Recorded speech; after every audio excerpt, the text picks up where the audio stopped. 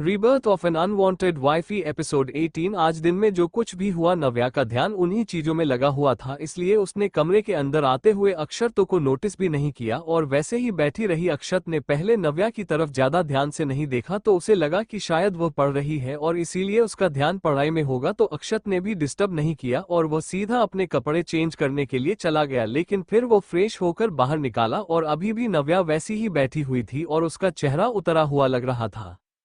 अक्षत ने धीरे से नव्या के कंधे पर हाथ रख तो नव्या एकदम से चौंक गई। उसने एकदम से पीछे मुड़कर देखा और फिर अक्षत को देखकर राहत की सांस लेते हुए कहा, अक्षत आप कब आए? वो मैं बस पढ़ रही थी, 2 एग्जाम्स और बाकी हैं उसके लिए ही। नव्या के सामने खुली हुई किताब अपने हाथों में उठाकर अक्षत ने ध्यान से देखते हुए पूछा, हाँ देखा मैंने, कुछ ज्यादा ही ध्यान से पढ़ रही थी। मैं तो इतनी देर पहले आया और तुम्हारा ध्यान भी नहीं गया मुझ पर। चलो कोई बात नहीं, लेकिन क्या पढ़ रही थी बताओ जरा? नव्या ने थोड़ा सा हड़बड़ाते हुए कहा, हाँ वो ये एग्जाम का ही, बस रिवीजन कर रही थी। अक्षत ने उस बुक को ध्यान से देखते हुए कहा, ये रिवीजन कर रही थी तुम्हारा ह्यूमन रिसोर्स का एग्जाम हो चुका है नव्या, और परसों तुम्हारा मार्केटिंग मैनेजमेंट का एग्जाम है। ध्यान कहाँ है तुम्हारा? अक्षत नव्या के सामने टेबल से अलग कर थोड़ा सा बैठा हुआ था और नव्या ने उसकी तरफ नजर उठाकर देखा और उसके हाथ से बुक लेते हुए कहा, अरे नहीं, ये तो ऐसे ही रखी है बस, मैं तो परसों वाले एग्जाम का ही रिवीजन कर रही थी। नव्या काफी खोई हुई सी लग रही थी यह सब बोलते हुए और अक्षत ने काफी आराम से यह बात नोटिस कर ली। अक्षत ने धीरे से नव्या के गाल पर हाथ रखते हुए बहुत ही प्यार से पूछा, नव्या कुछ हुआ है क्या? तुम किसी बात को लेकर परेशान हो, मुझे साफ नजर आ रहा है। किसी ने तुमसे कुछ कहा? नव्या ने फिर से बात को घुमाने की कोशिश करते हुए कहा, नहीं नहीं ऐसा कुछ भी नहीं है, मैं तो बस ऐसे ही। और आप ऐसे क्यों पूछ रहे हैं?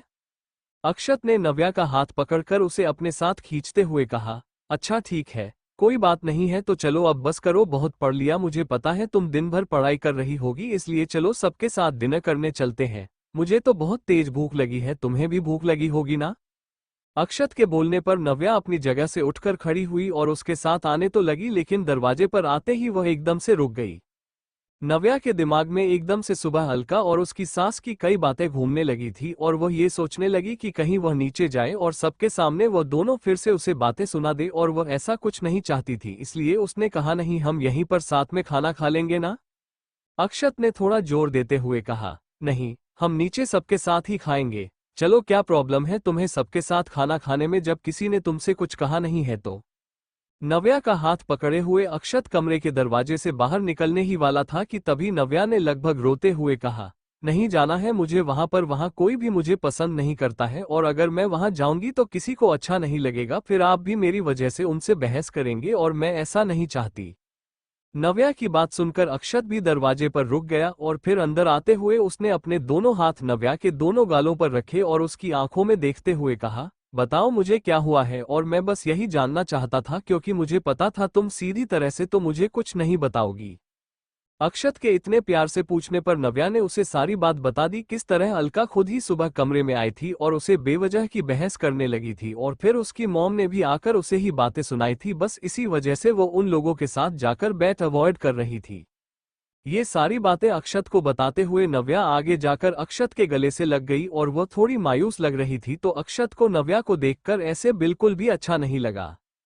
अक्षत ने धीरे से नव्या के सिर और पीठ पर हाथ फेरते हुए कहा, नव्या प्लीज तुम रोना बंद करो और मुझे ये सारी बातें पहले बता दिया करो। चलो मैं अभी चलकर भाभी और मॉम से बात करता हूँ, मैं नहीं चाहता कोई भी मेरी वाइफ को परेशान करे।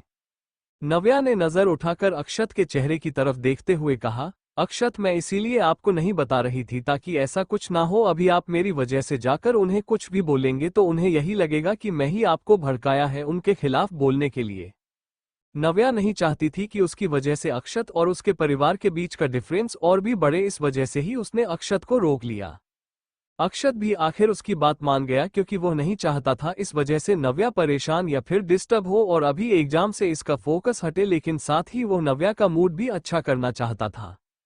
अक्षय के बारे में सोच ही रहा था और नव्या आगे जाकर अपनी सारी बुक्स बंद करके साइड में ठीक से रख रही थी, तभी अक्षत के दिमाग में एक आइडिया आया।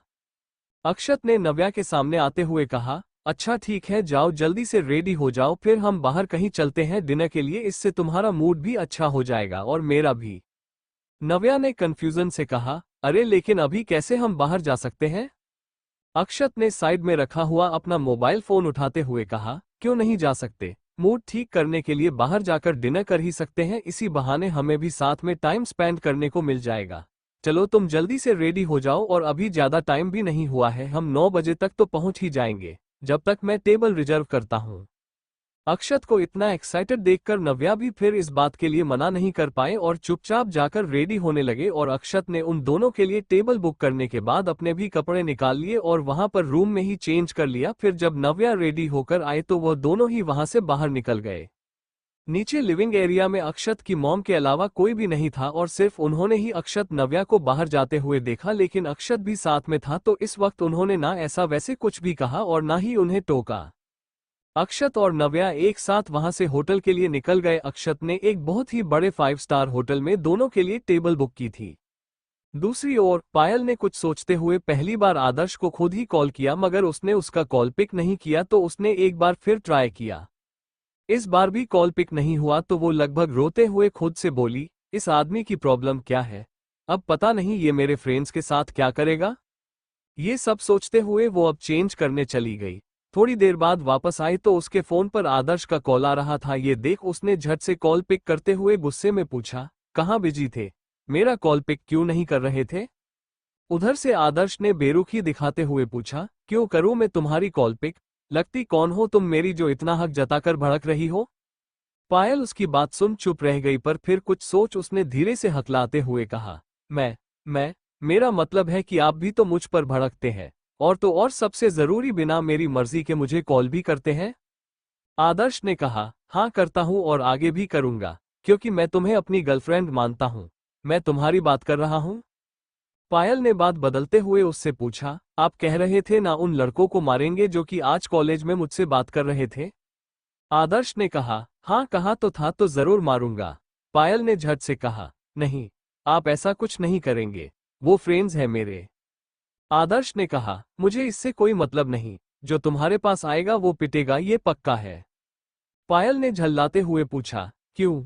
वो दोस्त थे आपकी तरह, कोई अजनबी नहीं। आपसे भी तो बात करती हूं तो उनसे क्यों नहीं?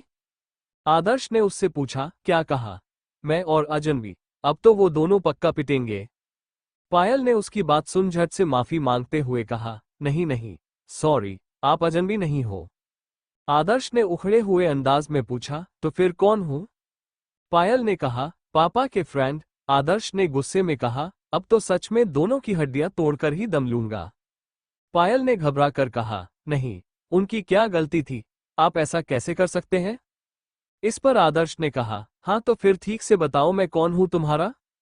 उसने तुम्हारा पर जोर दिया तो पायल की आंखों में हल्की नमी बनाई और उसने धीरे से कहा, बॉयफ्रेंड। आदर्श ने सुना तो इस बार खुश होते हुए कहा, गुड गर्ल। पायल ने उससे पूछा, अब तो नहीं मारेंगे ना? उसकी आवाज में आए भारीपन को महसूस कर आदर्श ने मुस्कुराते हुए कहा, नहीं, पर एक शर्त पर कि तुम अभी 1 घंटे बाद मुझसे मिलो। पायल ने हैरान होते हुए कहा, पर मैं कैसे आ सकती हूँ? घर पर क्या बोलूंगी? आदर्श ने कहा, तुम जानो, मैं 1 घंटे बाद तुम्हारे घर के बाहर मिलूंगा। इतना कहकर उसने कॉल कट किया तो पायल ने परेशान होते हुए कहा, ओह क्या मुसीबत है, अब क्या करूं? तारांकन वो नीचे आए तो डिनर का समय हो चुका था। आज डिनर लेट ही शुरू हुआ था क्योंकि पायल के पापा लेट आए थे और उनके घर में रूल था कि डिनर सब लोग साथ में ही करते थे। डाइनिंग रूम में बैठे पार्थ और मिस्टर अग्रवाल ना जाने किन बिजनेस के मसलों पर बात करने में बिजी थे, साथ ही उसकी मम्मी भी। कुछ सोच उसने अपने पापा को देखते हुए खुद से सवाल पूछा, पापा को बता दूं क्या? कहीं उसने मेरे साथ कुछ गलत किया तो? नहीं, ऐसा नहीं करेगा। पापा को जानता है और फिर इतने मौके मिले कुछ नहीं किया, और क्या पता पापा को कुछ बताया तो वो पागल ठाकुर पापा को झूठी कहानी सुनाकर मेरे खिलाफ ना भड़का दे। मैं भी गधी हूं, उस दिन ही मम्मी पापा को सब सच बता दिया होता तो आज ये दिन नहीं देखना पड़ता। खुद से बातें करते हुए वो टेबल के पास पहुंची तो पार्थ ने उससे पूछा, क्या हुआ, कहाँ खोई हुई है? पायल ने उसकी आवाज सुन झेपते हुए कहा, कहीं नहीं। तो उसके पापा ने हंसते हुए कहा, राजस्थान घूमने में। ये सुन अब वे सभी हंसने लगे तो वो भी मुस्कुराते हुए उनके पास बैठ गई। डिनर अभी पूरा भी नहीं हुआ था कि उसकी नाइट सूट की पॉकेट में पड़ा फोन वाइब्रेट होने लगा। वो समझ गई थी कि आदर्श का ही कॉल है, पर कैसे पिक करे या फिर कैसे क्या बोलकर बाहर निकले। उसने जैसे तैसे अपना डिनर खत्म किया और उठते हुए कहा, मम्मी मैं आज मैंने कुछ ज्यादा ही खा लिया इसलिए गार्डन में वॉक करने जा रही हूँ। उसकी बात सुन मिसेस अग्रवाल ने हैरान होते हुए पूछा, सच में? क्योंकि खाने के बाद उसका जाना सीधे अपने रूम में होता था। आज पहली बार उसने ये बात कही थी जिस पर उसके पापा हंसने लगे और पार्थ भी अपना सिर हिलाते हुए उठकर ऊपर अपने रूम में जाने के लिए बढ़ गया। इधर पायल जल्दी बाहर निकलकर आई और उसने अपने फोन पर आते कॉल को पिक करते हुए गुस्से में कहा, आ रही हूं ना। वो अपने घर से बाहर निकली तो कुछ दूरी पर आदर्श अपनी कार लेकर खड़ा था। वो जल्दी से उसके पास पहुंची तो आदर्श ने उसे अपनी कार में बैठने का इशारा किया। वो उसके कहने पर कार में जा बैठी थी कि आदर्श ने उसे ऊपर से नीचे तक देख उसके फूले हुए गाल को खींचते हुए कहा, पिंक नाइट सूट में क्यूट डॉल सी लग रही हो। पायल ने अपना गाल सहलाते हुए गुस्से में कहा, डोंट टच मी। इस पर आदर्श ने हंसकर कार स्टार्ट करते हुए कहा, बच्चा तुम भूल रही हो कि तुमने फोन पर क्या कहा था, यही कि मैं तुम्हारा बॉयफ्रेंड हूं तो अब इतना तो चलता है। पायल ने चिढ़ते हुए कहा, धमका कर बनाया है, ऐसे कोई गर्लफ्रेंड बॉयफ्रेंड बनता है क्या? आदर्श हंस दिया और कुछ दूर चलने के बाद उसने कार एक जगह साइड में रोकी तो पायल ने उससे पूछा, क्या हुआ, कार क्यों रोकी? तो आदर्श ने अपना सीट बेल्ट निकाल आगे झुककर उसके होठों पर सॉफ्टली किस करते हुए कहा, हमारे रिलेशनशिप में आने के बाद का ये हमारा पहला किस है, वो क्या कहते हैं फर्स्ट किस? पायल ने उसके थोड़ा दूर हटते ही उसकी आंखों में झांका और अगले ही पल उससे कहा, मेरी तो हर पहली किस आपने ली है पर क्या आपने मुझे अपनी पहली किस दी है? नहीं। ये कहते हुए पायल की आंखें भर आईं और आदर्श वो उसकी आंखों में देखने लगा। आदर्श ने उसके चेहरे को छूना चाहा था कि पायल ने उससे मुंह फेर लिया। आदर्श ने उसे देखते हुए कहा, अरे यार, अब ये बात कहां से आ गई? पायल ने अपने गुस्से को कंट्रोल करते हुए कहा, ये बात हमेशा रहेगी हमारे बीच। सच कहूं तो आप मुझे बिल्कुल पसंद नहीं हैं क्योंकि आप मुझे जबरदस्ती अपना बनाने पर तुले हैं। एक्चुअली आई एम रॉन्ग, अपना बनाने पर नहीं, मुझे किसी भी तरह पाने पर तुले हैं। मेरे साथ सोने चाहते हैं, मुझे यूज करना चाहते हैं और फिर अपनी उन बाकी गर्लफ्रेंड्स की तरह मुझे निकाल। वो बोल ही रही थी कि आदर्श ने गुस्से में उसका मुंह पकड़कर चिल्लाते हुए कहा, बस। तभी वहां से गुजरती हुई कार में बैठी नव्या ने, जो कि अक्षत के साथ डिनर पर जा रही थी, उसने बाहर रोड नजर डाली तो रोड साइड में खड़ी व्हाइट कलर की कार के अंदर बैठी पायल को देख हैरानी फुसफुसाते हुए कहा, पायल। दोनों का ही अब मूड खराब हो चुका था। आदर्श चुपचाप उसे उसके घर के बाहर छोड़ता है तो वो भी धीरे से अंदर चली जाती है। 2 दिन बाद सुबह का समय, आज नव्या का एग्जाम था जिसके लिए वो पिछले 2 दिनों से तैयारी कर रही थी, इसलिए सुबह उठते ही नव्या ने साइड में सोए हुए अक्षत की तरफ एक नजर देखा और धीरे से उसके गाल पर किस करते हुए कहा, गुड मॉर्निंग अक्षत, उठ जाइए, आपको भी तो ऑफिस के लिए रेडी होना है ना? अक्षत नींद में था, अभी सुबह के 8 बजे हुए थे, इसलिए उसने मुंह से ब्लैंकेट ओढ़ लिया और दूसरी तरफ चेहरा करके सो गया। नव्या ने भी उसे नहीं जगाया क्योंकि उसे 9:30 बजे से पहले ही कॉलेज पहुंचना था और उसका 10 बजे का एग्जाम था। जल्दी जल्दी तैयार होकर अपने कॉलेज के लिए निकल रही थी।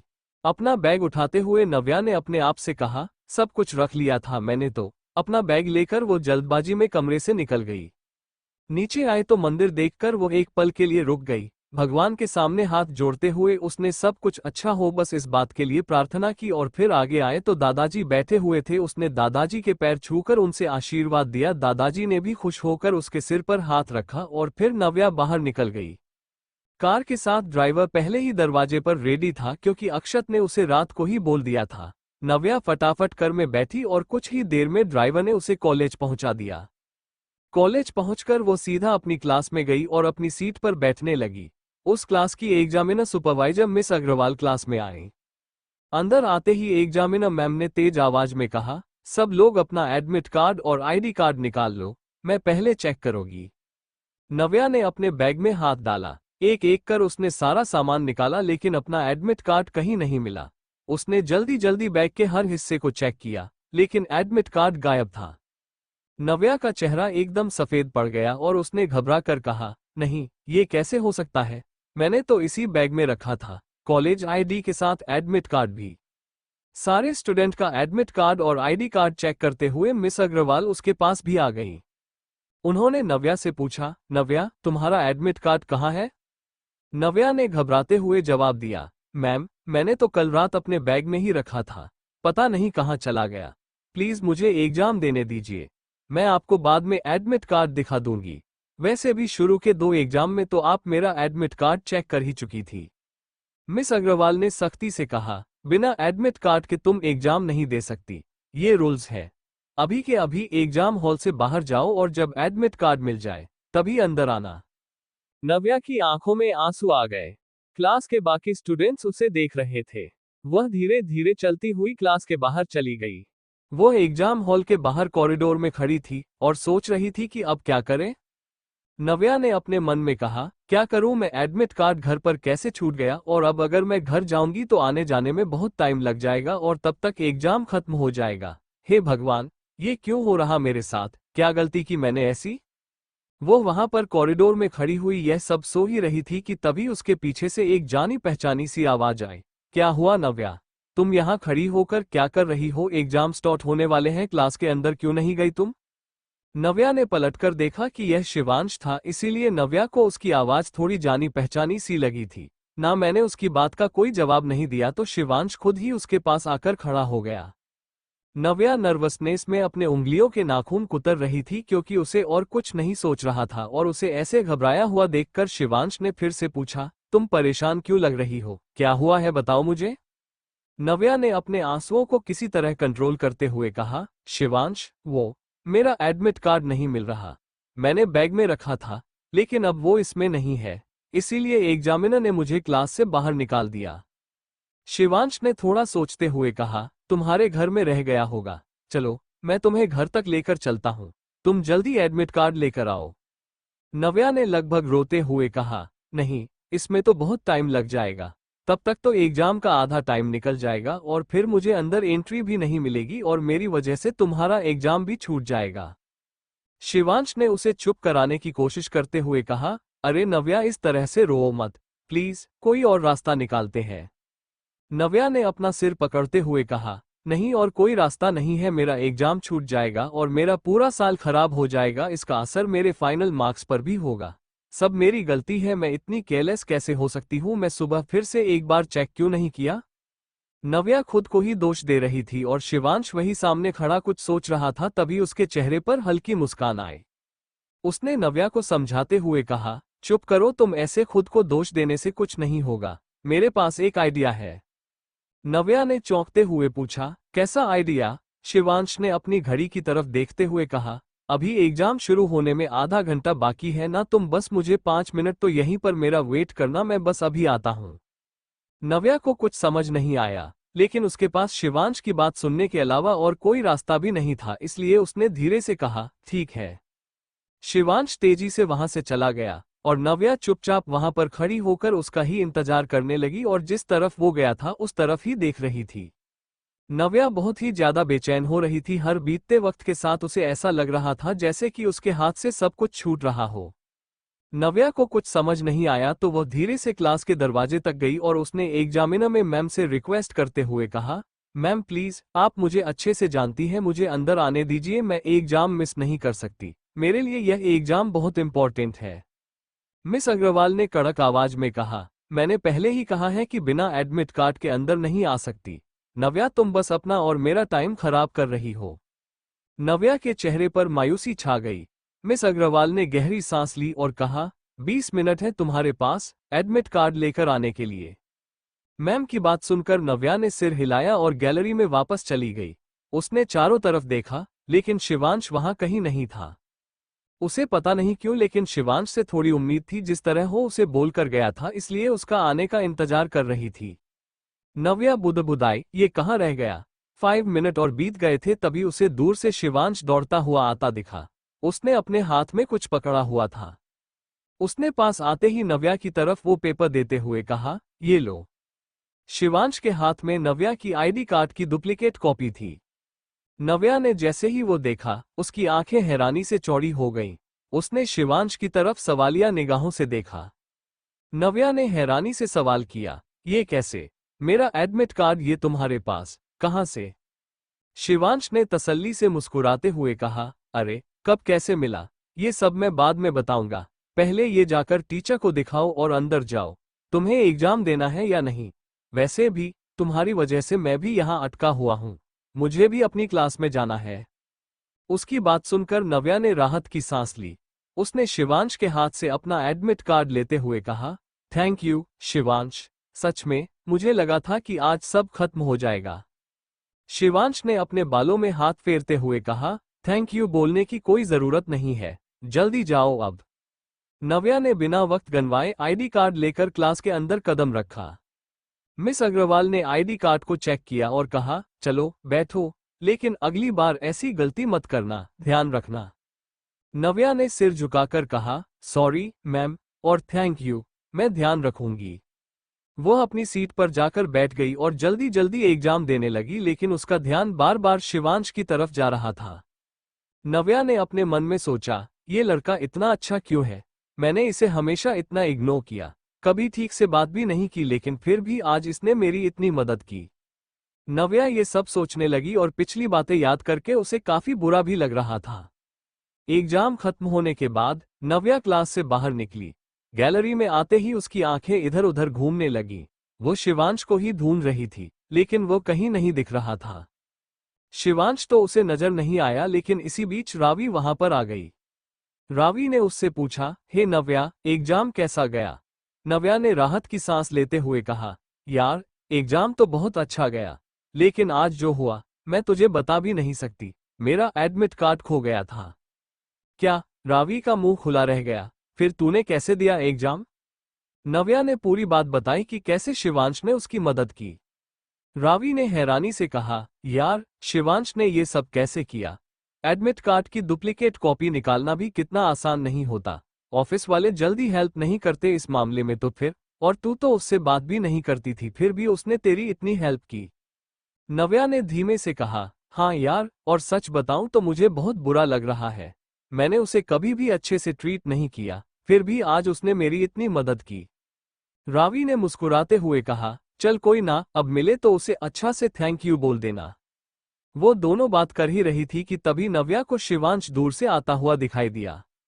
नव्या ने तेज आवाज में उसे पुकारा, शिवांश। शिवांश ने रुककर उसकी तरफ देखा और फिर मजाक में कहा, हाँ क्या हुआ, अब क्या खो गया? नव्या ने उसकी बात का बिल्कुल भी बुरा नहीं माना और एकदम सीरियस होकर कहा, नहीं अब तो कुछ भी नहीं खाया, लेकिन पर बस तुम्हें थैंक्स बोलना चाहती हूँ और सॉरी भी, लेकिन मुझे अब भी ये समझ नहीं आ रहा कि तुमने इतनी जल्दी मेरा ये डुप्लीकेट कार्ड कैसे बनवा लिया। शिवांश ने थोड़ा स्टाइल मारते हुए कहा, अरे वो तो मैंने ऑफिस में सर से बात करके निकलवा लिया, आराम से। नव्या ने चौंकते हुए पूछा, लेकिन तुम्हें तो मेरा रोल नंबर भी नहीं पता था, और इतना सब इतनी जल्दी कैसे कर लिया तुमने?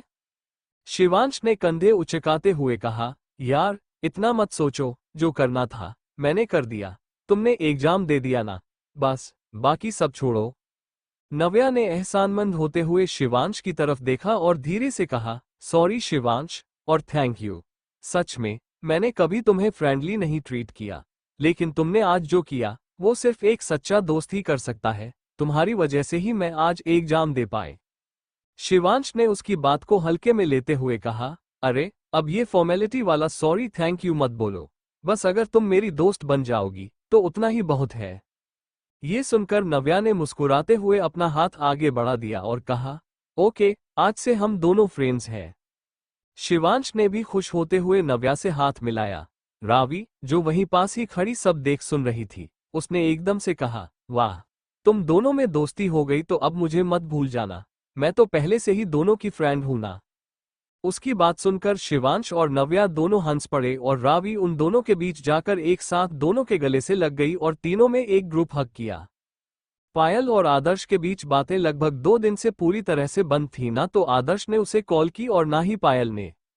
इधर उस दिन शाम को अक्षत वापस आया तो वो काफी ज्यादा थका हुआ लग रहा था और आते ही वो बिस्तर पर लेट गया। नव्या अक्षत के हर दिन बढ़ते हुए टेंशन और थकान को नोटिस कर रही थी, लेकिन फिर भी उसने कुछ नहीं कहा क्योंकि उसे पता था अक्षत को अभी रेस्ट की जरूरत थी। कुछ देर बाद अक्षत ने खुद ही उसके एग्जाम के बारे में पूछा तो नव्या ने उसे बताया कि अच्छा हुआ, और साथ ही वो एडमिट कार्ड घर पर ही भूल गई थी। नव्या ने इस बारे में भी अक्षत को बताया। अक्षत ने काफी ध्यान से उसकी बातें सुनी और आखिर में सब ठीक हुआ ये सुनकर वो भी थोड़ा सा रिलैक्स हो गया था। कुछ देर के बाद नव्या ने अक्षत के बालों में हाथ डालते हुए कहा, अक्षत मैंने खाना यहीं रूम में मंगवा लिया है, आप फ्रेश होकर आ जाए, फिर हम साथ में खाते हैं। अक्षय वैसे ही लेटा रहा और उसने आंखें खोलकर देखा भी नहीं और ऐसे ही जवाब दिया, नहीं, मुझे भूख नहीं है और तुमने मुझसे पूछा भी नहीं, मेरा खाना क्यों मंगवा लिया? नव्या ने हल्के से मुस्कुराते हुए कहा, अरे इसमें पूछना क्या है, डिनर का टाइम है, क्या आप खाना नहीं खाएंगे? अक्षत ने उसकी बात पर कहा, हाँ, मैं नहीं खाऊंगा क्योंकि अभी क्लाइंट के साथ मीटिंग थी तो शाम को मैंने उनके साथ ही बाहर खा लिया था। इतना बोलकर अक्षत ने अपना को उतारकर साइड में रखा और जूते भी उतारकर बेड के किनारे ही फेंक दिया और वहीं पर लेट गया। नव्या ने आगे कुछ नहीं कहा। उसने भी बस थोड़ा बहुत खाया और फिर बाकी सारा खाना उसने वापस किचन में रखवा दिया। कुछ देर पड़ने के बाद वह भी अक्षत के बगल में आकर लेट गई और धीरे से उसके बालों में हाथ डालकर बहुत ही प्यार से सहलाने लगी और नव्या अक्षत की तरफ देखते हुए अपने मन में उसके बारे में ही सोच रही थी। नव्या ने अपने मन में कहा, अक्षत, क्या चल रहा है आपकी लाइफ में? मैं बस यही चाहती हूँ सब जल्दी से ठीक हो जाए और रक्षित भैया दोबारा से आपके खिलाफ कोई साजिश ना करें। मैं आपके साथ हूँ हमेशा। अक्षत सो चुका था, इसलिए नव्या का इस तरह उसकी तरफ देखना या उसे लेकर कुछ भी कहना या सोचा अक्षत को कुछ भी नहीं पता चल रहा था और तभी नव्या ने आगे जाकर धीरे से उसके गाल पर किस किया और फिर अक्षत को हक करके उसके एकदम नजदीक ही सो गई। अगली सुबह नव्या का एग्जाम से ब्रेक था, इसलिए नव्या को जल्दी उठने की कोई जरूरत नहीं थी, इसीलिए उसने अलार्म भी नहीं लगाया था और वो अब तक आराम से सो रही थी। लेकिन तभी जमीन पर कुछ गिरने की आवाज से उसकी नींद खुली। नव्या ने आंखें खोलकर देखा तो वहां सामने काफी सारा सामान जमीन पर बिखरा हुआ था और अभी भी अक्षत अलमारी से कपड़े और बाकी सामान निकाल निकाल कर वहीं फेंकता जा रहा था। उनमें से ही एक मेटल ज्वेलरी बॉक्स के जमीन पर गिरने की आवाज से नव्या की आंख खुली थी और अक्षत को देखकर लग नहीं रहा था कि उसे इस तरह सामान फैलाने से कोई भी खास फर्क पड़ रहा हो, क्योंकि वो परेशान होकर अलमारी में कुछ ढूंढ रहा था। अपने सामने ये सब नजर और अक्षत को इतना परेशान देखकर नव्या तुरंत ही बिस्तर पर उठकर बैठ गई और उसने अक्षत से पूछा, क्या हुआ अक्षत, आप क्या ढूंढ रहे हैं?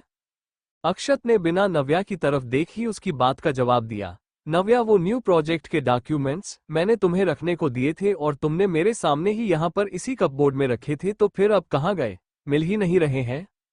अक्षत की बात सुनकर नव्या भी थोड़ा सा परेशान होती हुई बिस्तर से उठी और आगे आकर उसने कहा, हाँ, वो फाइल तो मैंने आपके सामने ही यहाँ पर रखी थी, यहाँ पर ही होगी, आप हटिए, मैं देखती हूँ। नव्या ने अक्षत के बराबर से आकर खड़े होते हुए कहा तो अक्षत खुद ही साइड हट गया, लेकिन फ्रस्ट्रेशन में उसने अपने बालों में हाथ डालते हुए सारे बालों को पीछे किया और नव्या भी बाकी बचा हुआ सामान इधर उधर हटाकर वो फाइल ढूंढने लगी। उसे अच्छी तरह से याद था कि अक्षत अपना बचा हुआ काम पूरा करने के लिए वो फाइल घर पर लेकर आया था और फिर अगले दिन उसे ऑफिस में उसकी जरूरत नहीं थी, तो उसने नव्या को घर की अलमारी में ही वो फाइल रखने के लिए बोला था और नव्या ने उसके सामने ही यहाँ पर रखी थी, लेकिन अब वो वहां पर नहीं थी। अक्षय इसी बात से परेशान था और अब चिंता की लकीरें नव्या के माथे पर भी नजर आने लगी थी।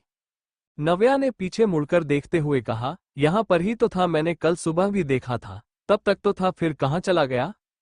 अक्षत ने तेज आवाज में चिल्लाते हुए कहा, नहीं मिल रहा ना, मैं देख चुका हूं और पिछले आधे घंटे से मैं ढूंढ रहा हूं और तुम आराम से सो रही थी। तुम्हें क्या फर्क पड़ता है? तुम्हें नहीं पता कि वह मेरे लिए कितना इंपॉर्टेंट डॉक्यूमेंट था, उसी के बेस पर मेरा नया प्रोजेक्ट और उसके लिए मुझे इन्वेस्टर मिलने वाले थे, लेकिन नहीं, तुमने बस इधर उधर कर दिया। अक्षत के इस तरह से चिल्लाने पर नव्या थोड़ा सा सहन गई और उसने अपना सिर नीचे झुका लिया, लेकिन उसे नहीं समझ आ रहा था कि अगर पेपर नहीं मिल रहे तो इसमें उसकी क्या गलती थी। नव्या ने बिना गलती के भी माफी मांगते हुए कहा, सॉरी अक्षत, शायद मैंने या आपने कहीं और रख दिया होगा, हम कहीं और ढूंढते हैं, अभी मिल जाएंगे, यही रूम में होंगे। इतना बोलकर नव्या अपनी जगह से आगे बढ़ी और बेड के साइड ड्रॉअर को खोलकर उसमें वह पेपर ढूंढने लगी, तो अक्षत एकदम से आगे आया और उसने नव्या का हाथ पकड़कर उसे रोका और उसकी आंखों में देखते हुए कहा, नव्या, तुम्हें क्या लगता है मैंने यहाँ पर नहीं देखा होगा? मैं सब जगह देख चुका हूँ। या फिर तुम्हें लगता है कि सिर्फ एक तुम ही इंटेलिजेंट हो, बाकी मैं तो बेवकूफ हूँ और तुम अपनी गलती मानोगी भी नहीं कि तुम कितनी केयरलेस हो? कल अपना एडमिट कार्ड घर भूल गई और आज पेपर्स गुमा दिए। अक्षत ने सारा गुस्सा नव्या पर निकालते हुए कहा तो नव्या की आंखों में आंसू आ गए और उसने अक्षत के हाथ से अपना हाथ छुड़ाने की कोशिश करते हुए कहा, ऐसा ऐसा कुछ नहीं है अक्षत, मेरा हाथ छोड़िए, मैंने पेपर कहीं नहीं गुमाए हैं, वो यहाँ पर ही रखे थे और एडमिट कार्ड में बस गलती से भूल गई थी, मैं केयरलेस नहीं हूँ। नव्या की आंखों में आंसू देखकर अक्षत को भी उसके लिए बुरा लगा, इसलिए अक्षत ने भी एकदम से उसका हाथ छोड़ दिया और कहा, हाँ सही कहा तुमने, तुम नहीं मैं केयरलेस हूँ और सब मेरी गलती है। मुझे ही शायद तुम्हें पेपर रखने को नहीं देना चाहिए था, क्योंकि तुम उन पेपर की इम्पोर्टेंस नहीं जानती हो, इसलिए तुम क्यों ध्यान से रखोगी। कोई बात नहीं, मैं खुद ही ढूंढ लूंगा। इतना बोलकर अक्षत वहां से दूसरी साइड पर जाने लगा तो नव्या ने उसके पीछे आते हुए कहा, नहीं ऐसा नहीं है अक्षत, मैंने बहुत संभाल कर रखे थे, आपने खुद भी देखा था, लेकिन वो यहाँ से और कहीं कैसे जा सकते हैं, हो सकता है आप ऑफिस लेकर। अक्षत ने इरिटेट होते हुए कहा, हाँ मैं पागल बेवकूफ हूं ना जो ऑफिस लेकर जाऊंगा पेपर और फिर घर पर ऐसे पागलों की तरह ढूंढूंगा, इतना तो फालतू टाइम है मेरे पास। तुम रहने दो नव्या, मुझे अभी तुमसे कोई बात ही नहीं करनी है, पहले ही मूड खराब है मेरा और दिमाग भी, तुम प्लीज और खराब मत करो। नव्या एकदम चुप हो गई और अक्षत कमरे से बाहर निकल गया और वही दूसरी साइड पर अलका खड़ी हुई उन दोनों के बीच हुई सारी बहस और लड़ाई झगड़ा सुन रही थी। उसके चेहरे पर एक तिरछी मुस्कुराहट थी और अक्षत के कमरे से निकलकर जाने के बाद वह भी अपने कमरे में आ गई।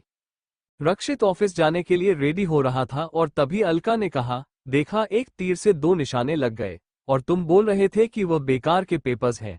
देखो अब अक्षत के लिए वो पेपर कितने इम्पोर्टेंट थे ये भी पता चल गया, और उसकी वजह से आज पहली बार उन दोनों लैला मजनू के बीच लड़ाई भी हो गई है।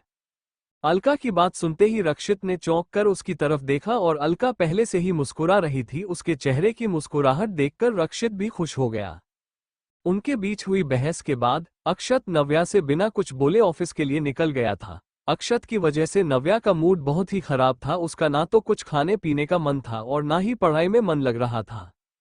नव्या को पता था अगर घर में किसी और से भी वो कुछ बात करेगी तो उसका मूड और खराब ही होगा, इसलिए उसने तुरंत ही अपना बैग उठाया और चुपचाप ही घर से निकल गई।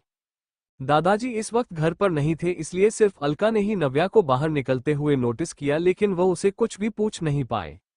अलका ने अपनी एक आईब्रो उठाते हुए खुद से कहा, ये कहाँ जा रही है, आज तो इसका एग्जाम भी नहीं है और कॉलेज टाइम से ज्यादा भी हो गया है, फिर कहाँ चली ये महारानी। अपने पति से लड़ाई करके कहीं फिर से घर छोड़कर तो नहीं जा रही, वैसे घर छोड़कर चली जाए तो मेरे लिए तो अच्छा ही है। अलका नव्या को जाते हुए देखकर ये सब कुछ सोच रही थी। वही नव्या घर से बाहर आकर सीधे चलती हुई सड़क तक आ गई और फिर एक ऑटो रोककर वो उसमें बैठ गई। नव्या की आंखों में आंसू थे और वह काफी ज्यादा डिसअपॉइंटेड भी थी, जिस तरह आज अक्षत ने उस पर गुस्सा किया। नव्या को अक्षत से ऐसे बर्ताव की उम्मीद बिल्कुल भी नहीं थी। वहीं दूसरी तरफ अक्षत ऑफिस पहुंचा और वहां अपने पूरे केबिन में भी उन डॉक्यूमेंट को ढूंढने लगा और तभी उसे एक पेन ड्राइव मिली जिसमें उसने सारी सॉफ्ट कॉपी संभाल कर रखी थी और पीडीएफ फाइल में सारे डॉक्यूमेंट की कॉपी थी। वो पेन ड्राइव मिलते ही अक्षत एकदम खुश हो गया और उसने तुरंत ही अपने असिस्टेंट को बुलाया। अक्षत का असिस्टेंट नमित जैसे ही अंदर आया, अक्षत ने वो पेन ड्राइव उसे देते हुए कहा, नमित ये इसमें जितने भी डॉक्यूमेंट है जाकर सबको प्रिंट करके लेकर आओ अभी। अक्षत का ऑर्डर मिलते ही नमित तुरंत वो सारे डॉक्यूमेंट प्रिंट करके ले आया और उसके बाद अक्षत का सारा काम काफी आसानी से हो गया, उसे कोई भी प्रॉब्लम नहीं हुई। उसकी जो क्लाइंट के साथ मीटिंग थी वह भी काफी अच्छे से हुई और वो लोग अक्षत के प्रोजेक्ट में इन्वेस्ट करने के लिए भी तैयार हो गए थे, वह भी अक्षत की शर्तों पर। सब कुछ अच्छे से होने के बाद अक्षत वापस अपने केबिन में आकर बैठा और उसने टाइम देखा तो शाम के 6 बज चुके थे। अक्षत काफी खुश था और उसने खुश होते हुए अपने आप से कहा, सब कुछ अच्छे से हो गया, मैं सबसे पहले नव्या को गुड न्यूज दूंगा, वो बहुत खुश होगी, मुझे भी ज्यादा, आखिर ये सब उसकी वजह से ही तो है, उसने ही मुझे आइडिया दिया था सब कुछ अपनी तरीके से करने का। इतना बोलते हुए अक्षत ने अपना मोबाइल फोन उठाया और उसने नव्या का नंबर डायल किया और दूसरी तरफ से कॉल रिसीव होने का इंतजार करने लगा, लेकिन नव्या ने फोन कॉल रिसीव नहीं किया तो अक्षत थोड़ा परेशान हो गया। अक्षत ने अपने आप से सवाल किया, ये नव्या को क्या हो गया, कॉल क्यों रिसीव नहीं कर रही है। नव्या के बारे में सोचते हुए अक्षत को एकदम से ही आज सुबह का इंसिडेंट ध्यान आया। अक्षत ने अपना सिर पकड़ते हुए कहा, ओह शिट, क्या किया मैंने, सुबह सारा गुस्सा बेवजह नव्या पर निकाल दिया, अपनी नवू पर मैं चिल्ला भी कैसे सकता हूँ। डॉक्यूमेंट इधर उधर हो गए तो इसमें उसकी कौन सी गलती थी, उसने कौन सा जानबूझकर इधर उधर रखे होंगे, वैसे भी मेरा काम तो अच्छे से हो गया और नव्या जरूर मुझसे नाराज होगी इसलिए कॉल रिसीव नहीं कर रही, कोई बात नहीं, मैं उसे मना लूंगा। इतना बोलते हुए अक्षत ने मोबाइल फोन अपनी पैंट की पॉकेट में रखा और टेबल पर रखी हुई कार की चाबियां उठाकर तुरंत ही वहां से बाहर निकल गया। अक्षत ऑफिस से घर के लिए निकला, लेकिन रास्ते में उसने नव्या की फेवरेट चॉकलेट पेस्ट्री खरीदी और उसके लिए एक बड़ा सा रोज बुके भी खरीद, क्योंकि उसे पता था नव्या को मनाना इतना आसान नहीं होने वाला था, क्योंकि इस बार पूरी गलती अक्षत की थी और अक्षत को ये रियलाइज हो चुका था। अक्षत हाथ में सारा सामान लेकर घर वापस आया और अभी शाम के 6 बजे हुए थे। आज अक्षत रोज के टाइम से जल्दी ही घर वापस आ गया, क्योंकि उसे नव्या के साथ गुड न्यूज जो शेयर करनी थी और उसे मनाना भी था। लेकिन जब वो कमरे में आया तो नव्या वहां पर कहीं भी नहीं थी। अक्षत ने उसे चारों तरफ ढूंढा, लेकिन नव्या कहीं भी नजर नहीं आई तो अक्षत थोड़ा सा परेशान हो गया। अक्षत ने खुद से सवाल किया, कहाँ चली गई नव्या? पूरे कमरे में ढूंढने के बाद वह घर से बाहर निकला और इधर उधर को नव्या को देख रहा था। उसने किचन में और बाकी सब जगह पर भी देख लिया था, लेकिन नव्या कहीं भी नहीं थी। अक्षत ने सारा सामान ले जाकर वापस कार में रख दिया, क्योंकि उसे पता था ऐसे ये फ्लावर और बाकी सारा सामान कोई उसके हाथ में दिखेगा तो फिर इस बारे में सवाल करेगा, और अक्षत किसी के भी सवालों का जवाब इस वक्त तो बिल्कुल नहीं देना चाहता था। वो वापस घर के अंदर आया। उसने सोचा कि वो नौकर या दादाजी किसी से पूछ लेगा कि नव्या कहाँ पर है, शायद उनमें से किसी को पता हो, लेकिन उसे कोई भी नजर नहीं आ रहा था। तभी अलका वहां पर आई और उसने अक्षत को इस तरह परेशान देखकर कहा, क्या हुआ अक्षत? देवरानी जी फिर से घर छोड़कर चली गई क्या? इतना बोलकर अलका हंसने लगी तो अक्षत ने अपने दांत पीसते हुए कहा, भाभी अपने काम से काम रखा करिए। मैंने इतनी बार कहा है आपको, मैं नहीं बोलता ना आपके और भाई के मामले में, तो आप भी मेरे और नव्या की लाइफ से दूर रहा करिए। अलका अभी भी उसी तरह अक्षत का मजाक उड़ाते हुए हंस रही थी और उसने कहा, घर में जितना भी ढूंढ लो नहीं मिलेगी, क्योंकि घर में नहीं है तुम्हारी पत्नी। मैंने सुबह तुम्हारे बाद ही उसे घर से बाहर जाते देखा था और तब से वह वापस नहीं आई है। अब इसका क्या मतलब हुआ?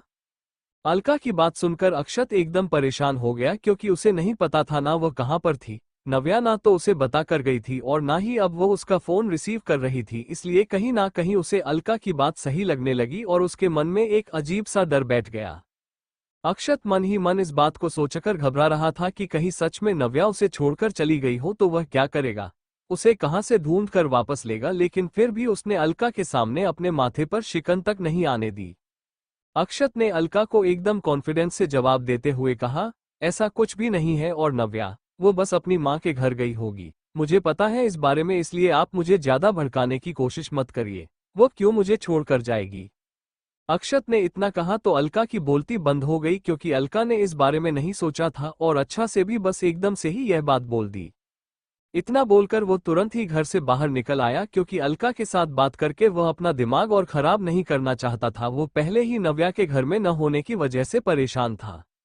बाहर आते ही गुस्से में अपनी कार के टायर पर मरते हुए अक्षत ने कहा, डैम इट नव्या, कहाँ चली गई तुम? मुझे एक बार सॉरी बोलने का तो मौका देती। मुझे पता है मेरी गलती है, लेकिन फिर भी इस तरह से बिना बताए चली गई और कॉल भी रिसीव नहीं कर रही हो। कहाँ हो तुम?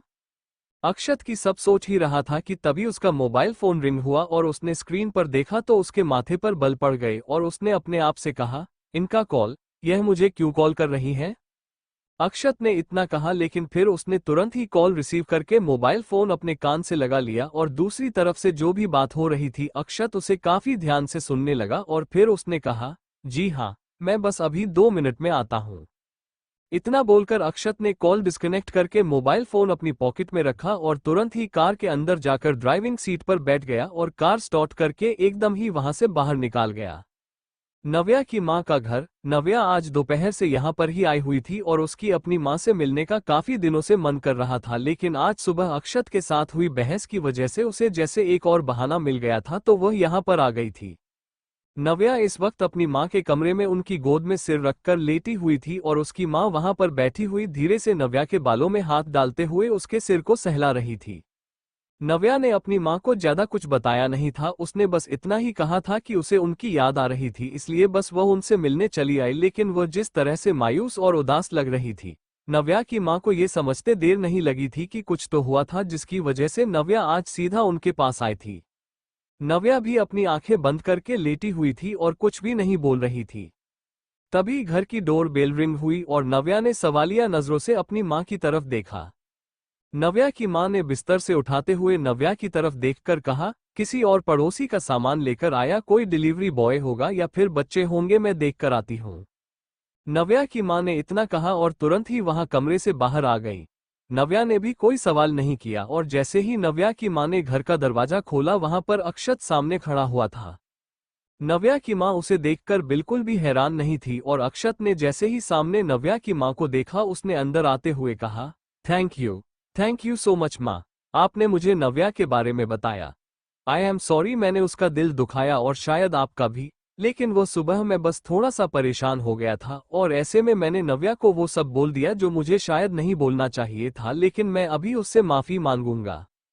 अक्षत की सारी बातें सुनकर नव्या की मां ने हल्के से मुस्कुराते हुए कहा, भले ही नव्या ने मुझे कुछ नहीं बताया लेकिन फिर भी मैं समझ गई थी तुम दोनों के बीच कोई बात हुई है, लेकिन मुझे तुम दोनों पर भरोसा है कि तुम दोनों बात करके उसे आपस में सुलझा लोगे, इसीलिए मैंने तुम्हें फोन करके बताया क्योंकि मुझे पता है ना वह तुम्हें बताकर तो नहीं आई होगी जितना मैं उसे जानती हूँ।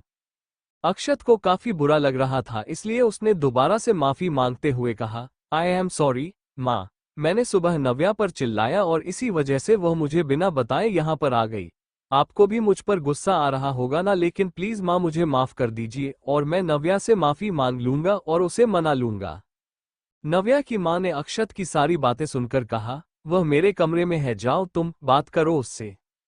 अक्षत तुरंत ही उनके कमरे की तरफ भागा जहां पर नव्या थी और जैसे ही वो दरवाजा खोलकर अंदर आया नव्या ने आंखें खोले बिना ही पूछा, माँ कौन था दरवाजे पर? ज्यादा रोने की वजह से नव्या के सिर में दर्द हो रहा था इसलिए वो आंख बंद करके लेटी हुई थी। तभी उसे एकदम से अपने माथे पर किसी के हाथ का टच महसूस हुआ और वो उसकी माँ के हाथ का नहीं था, लेकिन इस टच से भी नव्या अच्छी तरह वाकिफ थी, बस उसे इस वक्त उम्मीद नहीं थी इसलिए वो एकदम से चौंक कर उठ गई। नव्या के इस तरह उठकर बैठने पर अक्षत ने नीचे सर झुकाकर धीमी आवाज में कहा, आई एम सॉरी नव्या, माफ कर दो मुझसे बहुत बड़ी गलती हो गई, मैं सुबह तुम पर चिल्लाया इतनी छोटी सी बात के लिए। नव्या ने नजर उठाकर सामने देखा तो अक्षत के चेहरे पर और उसकी आंखों में भी उसे पछतावा साफ नजर आ रहा था और अक्षत उसके सामने अपना कान पकड़कर बैठा हुआ था। नव्या ने एक पल गौर से अक्षत की तरफ देखा जैसे कि वह यकीन करने की कोशिश कर रही हो कि अक्षत सच में यहाँ पर था। नव्या ने एकदम से कहा, अक्षत आप यहाँ क्या कर रहे हैं? अक्षत उठकर एकदम नव्या के सामने आकर बैठा और उसने नव्या के दोनों हाथ अपने हाथों में लेते हुए कहा, पहले तुम बताओ तुम यहाँ क्यों आ गई? ऐसे मुझसे नाराज होकर तुमने मुझे बताया भी नहीं। नव्या ने इधर उधर देखते हुए कहा, अक्षत वो तो बस मेरा माँ से मिलने का मन कर रहा था, कितने दिन से मैं उनसे मिलने नहीं आई थी बस इसीलिए। अक्षत ने उसके गाल पर हाथ रखते हुए पूछा, इसका मतलब तुम मुझसे नाराज नहीं होना आज सुबह वाली बात को लेकर?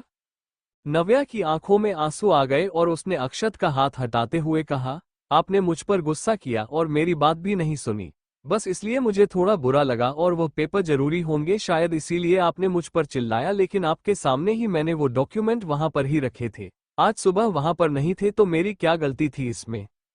अक्षत ने बहुत ही प्यार से नव्या के माथे पर किस करके उसे समझाते हुए कहा, तुम उसकी टेंशन मत लो, वह काम हो गया, मेरे पास पेन ड्राइव में उसकी एक कॉपी थी, उस काम हो गया, लेकिन मुझे माफ कर दो नव्या प्लीज, मुझे बहुत बुरा लग रहा है मैं जिस तरह से तुमसे बात किया।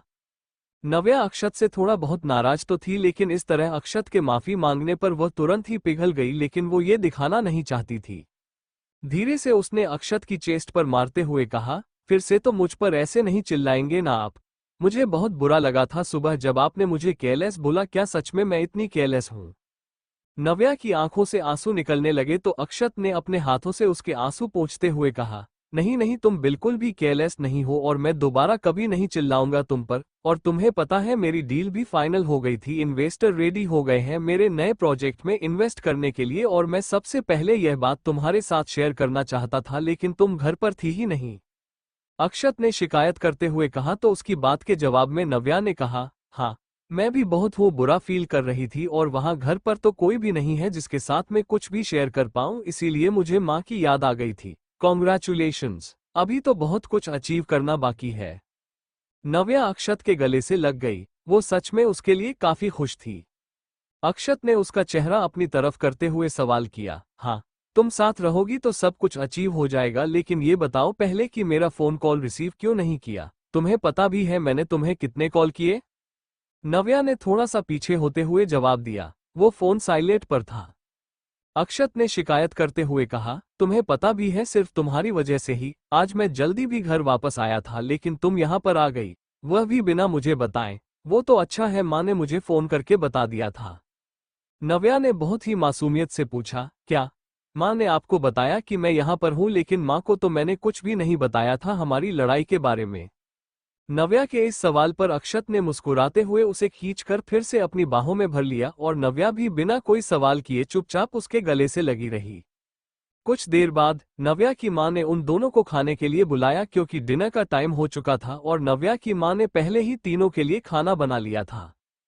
तीनों ने साथ में डिनर किया और फिर नव्या की मां को बाय बोलकर अक्षत नव्या को अपने साथ लेकर घर वापस आ गया और अगले दिन नव्या का एग्जाम था, इसलिए घर वापस आकर वो पढ़ाई में लग गई और काफी देर रात तक पढ़ती रही।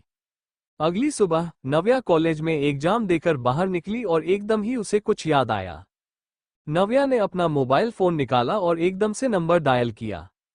दूसरी तरफ से जैसे ही कॉल रिसीव हुआ, नव्या ने कॉल पर कहा, पायल, तुम यहाँ पर कॉलेज में ही हो क्या? अगर कॉलेज में हो तो क्या अभी मुझसे कैंटीन में आकर मिल सकती हो?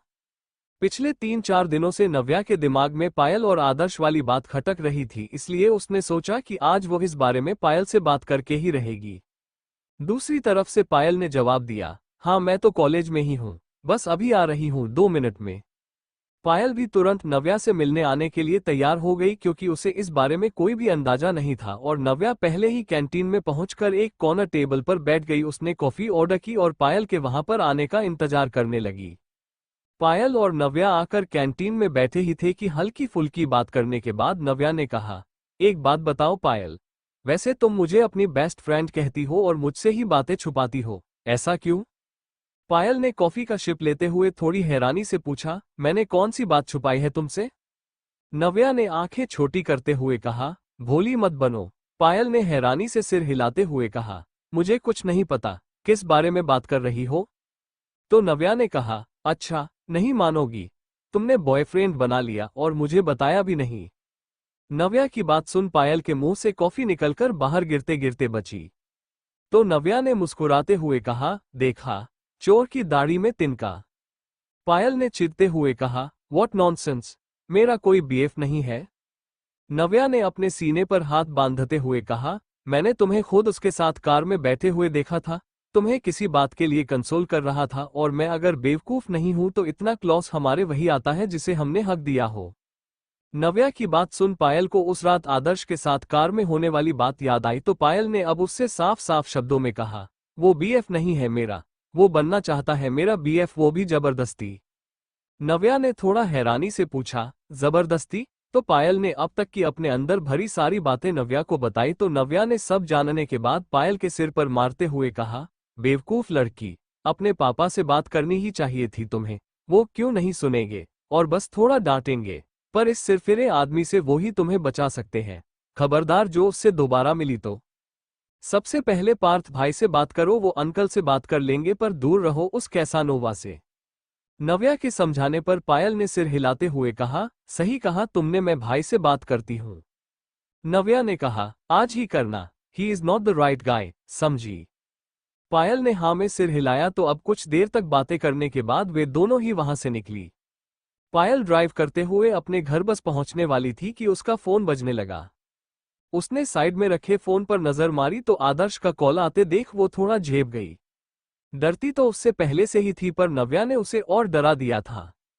3 से 4 बार कॉल आया तो उसने कुछ सोच कॉल पिक किया तो उधर से आदर्श ने साफ शब्दों में कहा, मुझे मिलना है तुमसे। पायल ने उसकी बात सुन झट से कहा, मुझे नहीं मिलना। इतना कहकर पायल ने हड़बड़ाते हुए उसका कॉल कट कर दिया। उस दिन के बाद से आज आदर्श ने उसे कॉल किया था और वो फिर उससे मिलना चाहता था। क्यों? Oberoi industry office. रक्षित को समझ नहीं आ रहा था कि यह सब जो कुछ भी हो रहा है वो क्यों हो रहा है और क्यों उसके सारे प्लान उस पर ही उल्टे पड़ते जा रहे थे। वो इन सब चीजों से निकलने का प्लान बना रहा था, तभी उसके दिमाग में एक नाम आया। उसने तुरंत ही अपना मोबाइल फोन निकालकर सीधा उसे नंबर को डायल कर दिया। दूसरी तरफ से जैसे ही फोन कॉल रिसीव हुआ, रक्षित ने कॉल पर कहा, मुझे तुमसे मिलना है। दूसरी तरफ से जवाब मिलने के बाद रक्षित ने कहा, हाँ ठीक है, तुम यहाँ पर आ सकती हो, आखिर ये तुम्हारा ऑफिस है, मैं तुम्हारा इंतजार कर रहा हूँ। कुछ देर के बाद रक्षित के कमरे में एक लड़की आई जिसने बहुत ही स्टाइलिश कपड़े पहने हुए थे और चेहरे पर बड़े से सनग्लासेस भी लगाए हुए थे। केबिन के अंदर आते ही उसने वो सनग्लासेस उतारकर अपने हाथ में ले लिए और उसे देखते ही रक्षित तुरंत अपनी चेयर से उठकर खड़ा हुआ और उसकी तरफ ही बढ़ा। रक्षित के चेहरे पर एक अलग ही खुशी की चमक नजर आ रही थी उस लड़की को देखकर। वही वो लड़की काफी ज्यादा इरिटेट होकर रक्षित की तरफ देख रही थी। वो लड़की और कोई नहीं अहाना थी। अहाना ने बहुत ही ज्यादा इरिटेट फेस बनाते हुए कहा, इतना अर्जेंट आपने मुझे यहाँ पर क्यों बुलाया भैया? ऐसी भी क्या इमरजेंसी आ गई थी? अहाना के सामने आकर खड़े होते हुए रक्षित ने कहा, इमरजेंसी सिचुएशन ही समझो क्योंकि तुम तो जाने कब से गायब हो, तुम्हारा काम पर कुछ ध्यान है भी नहीं और ऐसे ही बस 40% शेयर की मालकिन बनी बैठी हो अपने घर पर। रक्षित की बात सुनने में अहाना जरा भी इंटरेस्टेड नहीं लग रही थी। वह एकदम लापरवाही से वही चेयर पर अपने लग क्रॉस करके बैठ गई और रक्षित की तरफ देखते हुए उसने अपने पर्स से मोबाइल फोन निकाला। रक्षित भी उसके सामने वाली कुर्सी में आकर बैठ गया और वह अहाना के एक्शन को काफी गौर से देखते हुए नोटिस कर रहा था क्योंकि उसे समझ नहीं आ रहा था वह क्या कर रही है या क्या कहने वाली थी। अहाना ने अपने मोबाइल फोन में एक पेज ओपन करते हुए टेबल पर रखकर उसे आगे रक्षित के सामने खिसका दिया और रक्षित ने एक नज़र मोबाइल की स्क्रीन पर देखा और पूछा, क्या है ये सब, तुम मुझे क्या दिख रही हो? अहाना ने काफी ज्यादा एटीट्यूड में कहा, अरे थोड़ा ध्यान से देखिए भैया, सब समझ आ जाएगा, अगर ना समझ आए तो मैं समझा देता हूँ अच्छे से। अभी जो आपने मुझे बोला, मैं आराम से घर पर बैठी हुई हूँ। तो पहले मैं बता दूं, ऐसा कुछ भी नहीं है, मेरे पास और भी काम होते हैं और मैं अपने शेयर्स की भी पूरी अपडेट और पूरे काम पर नजर रखती हूँ। अहाना का एटीट्यूड देखकर रक्षित ने बेबी से अपना सिर हिलाया और एक गहरी सांस लेते हुए कहा, मैं इन सब चीजों की बात नहीं कर रहा था, ये सारे अपडेट तो तुम्हें एक क्लिक पर मिल जाते होंगे, लेकिन जो यहाँ पर चल रहा है ऑफिस में आजकल और अक्षत के दिमाग में, वो सब तुम्हें कभी भी पता नहीं चल पाएगा क्योंकि अक्षत तो शायद अब तुम्हारा दोस्त भी नहीं रहा, तो वो तुम्हें क्यों कुछ भी बताएगा। रक्षित ने जैसे ही यह बात कही तो अहाना की आंखों में थोड़ी सी क्यूरियोसिटी नजर आई और उसने अपना चेहरा आगे करके पूछा, अक्षत ऐसा क्या कर रहा है, बताइए मुझे, क्या कुछ ऐसा है जो मुझे पता होना चाहिए? और हाँ, वो मुझे आजकल कुछ भी नहीं बताता है, यहाँ तक वो मेरे फोन कॉल भी रिसीव नहीं करता है। रक्षित ने अहाना को ताना मारते हुए कहा, क्यों करेगा तुमसे बात? वह, उसे तुम्हारी कोई भी जरूरत नहीं है, उसे तो शायद आजकल किसी की भी जरूरत नहीं है, खुद से ही इतना इंटेलिजेंट जो हो गया है, नए प्रोजेक्ट पर अकेला ही काम कर रहा है और जल्दी ही वो पूरी कंपनी का मालिक भी बन जाएगा और तब तुम्हारे 40% शेयर भी उसके हो जाएंगे और तुम कुछ नहीं कर पाओगी। रक्षित की ऐसी बातें सुनकर अहाना का मुंह खुला का खुला रह गया। उसने ऐसा कुछ भी नहीं सोचा था कि अक्षत अंदर ही अंदर ऐसा कुछ प्लान कर रहा होगा या फिर कुछ इतना बड़ा कर रहा होगा। वो अक्षत को बहुत ही लाइटली ले रही थी, यह सोचकर कि अक्षत तो काम और बिजनेस पर कुछ भी ध्यान नहीं देता था और हमेशा ही बस लापरवाह सा अपने में ही मस्त रहता था। रक्षित की यह सारी बातें सुनकर अब अहाना को भी थोड़ी सी टेंशन हुई और उसने कहा, अच्छा तो क्या अपने छोटे भाई की तारीफ करने के लिए और मुझे ताना मारने के लिए अपने यहाँ पर बुलाया है? अगर ऐसा है तो फिर बता दीजिए, मैं चली जाती हूँ क्योंकि मेरा और ताने सुनने का मूड नहीं है। अहाना ने यह बात इस तरह से कही जैसे कि उसे बहुत बुरा लग रहा हो, जबकि असल में वो पूरी बात जानना चाहती थी। रक्षित ने उसे समझाते हुए कहा, मैं तुम्हें ताना नहीं मार रहा हूँ, बस सच्चाई बता रहा हूँ और वैसे भी तुम्हें ताना मारकर कौन सा मेरी कंपनी को बेनिफिट हो जाएगा, लेकिन अगर तुमने मेरी बात नहीं सुनी तो तुम्हारा लॉस पक्का है। रक्षित की बात समझते हुए अहाना ने सवाल किया, हाँ तो बताइए फिर क्या करना है? और अक्षत, वह तो हम दोनों में से किसी की भी नहीं सुनने वाला, तो फिर उसे कैसे रोकेंगे हम? रक्षित ने काफी ज्यादा एक्साइटेड होकर उसे पूरा प्लान समझाते हुए कहा, उसके लिए मैंने सब कुछ सोच लिया है और अच्छे से प्लान भी कर लिया है, लेकिन मुझे बस तुम्हारे साथ चाहिए। देखो, अगर तुम अपनी कंपनी और शेयर मेरी कंपनी के साथ जोड़ दो तो हम मिलकर इस कंपनी को कोलैब के लिए इनवाइट करेंगे जो अभी अक्षत के साथ काम कर रहे हैं। रक्षित की पूरी बात ध्यान से सुनने के बाद अहाना ने एकदम से कहा, ओके, लेकिन ये सब करके मेरा क्या बेनिफिट है? मेरे शेयर तो वैसे भी प्रॉफिट में है, आपकी कंपनी में क्यों इन्वेस्ट करूं मैं? और आपकी कंपनी की मार्केट वैल्यू तो वैसे भी कुछ खास नहीं बढ़ रही है। अहाना सब कुछ पता करके आई थी और यह बात जानकर रक्षित को थोड़ा सा शक तो लगा, लेकिन वो कहीं ना कहीं इस बात के लिए भी प्रिपेयर था और उसने सब कुछ सोच रखा था, इसलिए वो इस बार पूरे डिटेल में अहाना को सारा प्लान समझने लगा और अहाना भी इस बार का भी ध्यान से उसकी बात सुन रही थी। रक्षित और अहाना मिलकर अक्षत के खिलाफ कुछ तो प्लान कर रहे थे और जिस बारे में अक्षत को कोई भी खबर नहीं थी, वो पूरी मेहनत और लगन से अपने नए प्रोजेक्ट में लगा हुआ था। वो नव्या को इस बारे में बताता रहता था और नव्या को जो भी समझ आता था वो अक्षत को एडवाइस देती रहती थी और नव्या का भी बस एक लास्ट एग्जाम बचा था और इसी बीच अक्षत का प्रोजेक्ट भी कंप्लीट होने वाला था। अक्षत को अच्छे खासे इन्वेस्टर मिल गए थे अपने प्रोजेक्ट के लिए और सब उसकी काबिलियत से काफी इम्प्रेस भी थे, यहाँ तक कि अक्षत के डैड भी उसके हर काम पर अपनी पूरी नजर बनाए हुए थे और अक्षत के काम पर वह काफी प्राउड फील कर रहे थे, लेकिन अभी उन्होंने इस बारे में अक्षत से कुछ नहीं कहा था। वहीं दूसरी तरफ कॉलेज में अपना लास्ट एग्जाम देकर नव्या और रावी एग्जामिनेशन हॉल से बाहर निकली तो रावी ने एक गहरी सांस लेते हुए कहा, चलो अच्छा हुआ यह मिड टर्म एग्जाम खत्म तो हुए, मेरी तो टेंशन ही इतनी ज्यादा बढ़ गई थी, एग्जाम के लिए पढ़ पढ़ कर लग रहा था मेरे चश्मे का नंबर और भी बढ़ जाएगा। रावी की बात सुनकर नव्या ने हंसते हुए कहा, क्या यार रावी, तू भी ऐसी बात करती है, और वैसे भी फाइनल एग्जाम तो अभी बाकी है, ये तो सिर्फ ट्रेलर था, अभी तो और भी पढ़ना होगा और मेहनत करनी होगी। रावी ने परेशान होने का नाटक करते हुए कहा, यार तू दोस्त है या दुश्मन, बेवजह डरा क्यों रही है, इतनी मुश्किल से मैंने राहत की सांस ली थी कि चलो अब छुट्टी मिली, लेकिन जो 4 महीने बाद होने वाले हैं उन एग्जाम की तू अभी से याद दिला रही है। नव्या ने अपने हाथ खड़े करते हुए कहा, अच्छा अच्छा ठीक है, मैं नहीं याद दिला रही तो खुश हो ले यार। नव्या को ऐसा करते देखकर रावी भी हंस पड़ी और ऐसे ही बातें करते हुए वो दोनों कॉलेज से बाहर निकलने वाले गेट की तरफ ही बढ़ने लगी। रावी ने एकदम से कहा, हाँ यार, सारे एग्जाम खत्म होने की खुशी तो हो रही है, चल ना अपनी खुशी को सेलिब्रेट करने के लिए कहीं चलते हैं, काफी दिनों से हम दोनों साथ में कहीं नहीं गए। नव्या ने भी उसकी बात मानते हुए कहा, हाँ ठीक है, काफी टाइम से हम दोनों कहीं नहीं गए, बात कहाँ चलना है। रावी ने उसकी बात पर थोड़ा सा सोचते हुए कहा, हाँ मेरे भी बस अभी दिमाग में आया, मैंने पहले से सोच तो नहीं था कि कहाँ चलना है, लेकिन कहीं तो चलते ही है, रुक मैं देखती हूँ कोई नया आउटलेट ओपन हुआ हो आसपास तो वही ट्राई करने चलेंगे। वो दोनों इसी बारे में बात करते हुए कॉलेज से बाहर निकलने वाले गेट आ ही रही थी कि शिवांश भी उन्हें कॉलेज के मेन एंट्रेंस पर मिल गया। शिवांश ने शायद उन दोनों की बात सुन ली थी, इसीलिए उसने भी एक्साइटेड होकर कहा, ओह हाय, कहाँ जाने की बात हो रही है, वैसे अगर तुम दोनों को कोई प्रॉब्लम ना हो तो क्या मैं भी साथ चल सकता हूँ। शिवांश की आवाज सुनते ही नव्या और रावी दोनों ने उसकी तरफ नजर उठाकर देखा और रावी उसे देखकर हमेशा की तरह काफी खुशी हुई, लेकिन इस बार नव्या के चेहरे पर भी हल्की सी मुस्कुराहट आ गई। शिवांश ने उसकी काफी मदद की थी और उसकी वजह से ही वो सारे एग्जाम दे पाई थी, यह बात नव्या को काफी अच्छी तरह से याद थी और तब से ही वो दोनों अच्छे दोस्त भी बन गए थे, जब भी वो मिलते थे तो नव्या उससे ठीक तरह से बात करती थी। रावी ने शिवांश की तरफ देखते हुए कहा, अच्छा तो पीछे से आते हुए हमारी बातें सुन रहे थे तुम।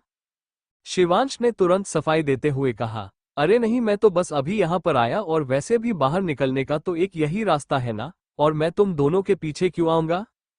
शिवांश थोड़ा सा परेशान लग रहा था तो उसे ऐसे देखकर रावी ने नव्या की तरफ देखा और फिर रावी हंसने लगी। नव्या भी मुस्कुरा रही थी और तभी रावी ने कहा, अरे मैं बस मजाक कर रही थी और मुझे तो कोई प्रॉब्लम नहीं है, तुम भी साथ चल सकते हो, हम तो बस ऐसे ही हैंग आउट करने जा रहे थे साथ में। रावी और नव्या को हंसते देखकर शिवांश के चेहरे पर भी हल्की सी मुस्कुराहट आ गई और उसने नव्या की तरफ देखा जैसे कि उसे भी परमिशन मांग रहा हो साथ आने की। नव्या ने थोड़ा सा झिझकते हुए कहा, हम ठीक है, तुम भी चलो, मुझे कोई प्रॉब्लम नहीं है। रावी ने भी खुश होकर अपना सिर हिलाते हुए कहा, हाँ चलो तीनों साथ चलते हैं। शिवांश ने अपनी कार की चाबियां घुमाते हुए कहा, चलो तो फिर देर किस बात की, मेरी कार उधर खड़ी है, मैं गेट तक लेकर आता हूं बस 1 मिनट में। शिवांश तुरंत ही पार्किंग एरिया की तरफ चला गया और जैसे ही वो गेट के पास अपनी कार लेकर आया वो तीनों कार में बैठ गए। रावी आगे शिवांश के साथ वाली पैसेंजर सीट पर बैठी थी, वहीं नव्या अकेली बैक सीट पर बैठी हुई थी। शिवांश ने कार में लगे हुए म्यूजिक सिस्टम को ऑन करते हुए कहा, चलो कुछ म्यूजिक सुनते हैं, तुम दोनों को किस टाइप के गाने पसंद हैं। शिवांश ने बीच में लगे मिरर से पीछे बैठी नव्या की तरफ देखते हुए पूछा, लेकिन नव्या उसके सवाल के जवाब में कुछ भी बोल पाती उससे पहले ही रावी ने कहा, कुछ भी बजा दो, आज तो सब अच्छा ही लगेगा क्योंकि कोई टेंशन नहीं है ना अब कल के एग्जाम की। रावी का जवाब सुनते ही शिवांश ने भी म्यूजिक ऑन कर दिया और बहुत ही अच्छा रोमांटिक लव सॉन्ग प्ले हो गया। लगभग 20 मिनट ड्राइव करने के बाद वो तीनों एक बहुत ही बड़े और महंगे दिखने वाले रेस्टोरेंट पहुंच गए। शिवांश ने जैसे ही उस रेस्टोरेंट के सामने अपनी गाड़ी रोकी तो नव्या ने कार की विंडो से बाहर देखते हुए कहा, ये कौन सा रेस्टोरेंट है शिवांश? मुझे नहीं लगता, हमें इसके अंदर भी जाना चाहिए, तो बहुत ही महंगा लग रहा है। रावी ने भी सहमति जताते हुए कहा, हाँ नव्या सही कह रही है, यहाँ का तो पानी भी 1000 का मिलता होगा, चलो हम कहीं और चलते हैं। शिवांश ने अपनी साइड से कार का दरवाजा खोला और बाहर निकालकर खड़े होते हुए कहा, ये मेरे भाई का रेस्टोरेंट है, तुम दोनों इतना मत सोचो, वैसे भी आज की ट्रीट तो मेरी तरफ से है और यहाँ पर तो हमारे लिए सब फ्री होगा। नव्या और रावी ने सरप्राइज्ड होकर उस रेस्टोरेंट को देखते हुए कहा, वाह ये तो बहुत शानदार है, हमें तो पता ही नहीं था कि तुम्हारे भाई का कोई रेस्टोरेंट भी है और वह भी इतना बड़ा रेस्टोरेंट। नव्या ने ऐसे ही मजाक में पूछा, हाँ सच में, और क्या क्या छुपाया है तुमने हमसे? शिवांश ने काफी मिस्टीरियस अंदाज में जवाब दिया, बहुत कुछ, अंदर चलो ना, तब पता चलेगा क्या क्या है यहाँ पर। नव्या के कंफ्यूज होकर देखने की वजह से शिवांश ने तुरंत ही बात बदल दी और फिर वह तीनों एक साथ ही उस रेस्टोरेंट के अंदर आ गए। अंदर जाकर शिवांश ने मैनेजर से बात करके उन तीनों के लिए एक अलग से private VIP dining area book करवाया और उन दोनों लड़कियों के साथ एक टेबल पर बैठ गया। शिवांश ने वेटर को बुलाते हुए कहा, आज का स्पेशल क्या है? वेटर ने मुस्कुराते हुए बताया, आज हमारे पास शेफ की स्पेशल डिशेज पनीर की डिशेज है और नॉनवेज में चिकन और मटन भी है जो आपको जरूर पसंद आएंगी। नॉनवेज का नाम सुनते ही नव्या का मुंह बन गया क्योंकि वो प्योर वेजिटेरियन थी। रावी भी नॉनवेज नहीं खाती थी, इसलिए वेटर की बात सुनते ही वो दोनों लड़कियां एक दूसरे का मुंह देखने लगी। शिवांश उन दोनों लड़कियों का ऐसा रिएक्शन देखते ही समझ गया था, लेकिन फिर भी उसने एक बार पूछ लेना ठीक समझा, क्या हुआ, कोई प्रॉब्लम है क्या? रावी ने उसकी बात का जवाब देते हुए कहा, वो एक्चुअली हम दोनों ही नॉनवेज नहीं खाते हैं, लेकिन अगर तुम खाते हो तो तुम अपने लिए ऑर्डर कर लो, हमारे लिए पनीर की कोई एक डिश कर दो, उसमें ही हम दोनों लोग खा लेंगे। नव्या ने कुछ भी नहीं कहा तो शिवांश ने वेटर की तरफ देखकर कहा, सारी वेज डिशेज लाना, स्टार से लेकर में कोर्स तक कुछ भी नॉन वेजिटेरियन नहीं होना चाहिए। ऑर्डर लेने के बाद वेटर वहां से चला गया और फिर नव्या काफी इम्प्रेस होकर शिवांश की तरफ देख रही थी और उसने कहा, थैंक यू शिवांश, लेकिन मुझे बुरा लग रहा है मेरी वजह से, अगर आप अपनी फेवरेट चीज ना खा पाए तो। शिवांश ने धीरे से नव्या के हाथ पर अपना हाथ रखते हुए कहा, अरे नहीं नव्या, अब अगर हम दोस्त हैं तो हमें एक दूसरे की पसंद का ध्यान तो रखना ही चाहिए, और वैसे भी मैं तो नॉनवेज कभी खा सकता हूँ घर पर फैमिली के साथ, अभी यहाँ हूँ तो मैं इतना कर सकता हूँ अपनी दोस्तों के लिए। नव्या ने हल्का सा मुस्कुराया और फिर धीरे से अपना हाथ पीछे ले लिया। रावी अभी भी वहां का इंटीरियर और बाकी सारी चीज देखने में बिजी थी, लेकिन शिवांश की नजरें नव्या पर ही टिकी हुई थी और नव्या को भी इस बात का एहसास था, लेकिन वो बस इसे इग्नोर करने की कोशिश कर रही थी। कुछ देर के बाद सारा खाना आ गया, उन तीनों ने साथ में लंच किया और फिर खत्म करने के बाद शिवांश ने उन दोनों को ही उनके घर ड्रॉप करने को कहा और वह दोनों ही मना नहीं कर पाए, लेकिन नव्या रावी के साथ उसके घर के पास में ही उतर गई और उसने कहा कि यहाँ से उसका घर भी पास में है। रावी ने भी कुछ नहीं कहा क्योंकि वह इस बात को समझती थी कि नव्या ने शिवांश को अपने शादीशुदा होने के बारे में नहीं बताया है तो वह उसके साथ अक्षत के घर नहीं जा सकती थी। नव्या वहां से टैक्सी करके ओबरॉय मैंसन वापस आ गई।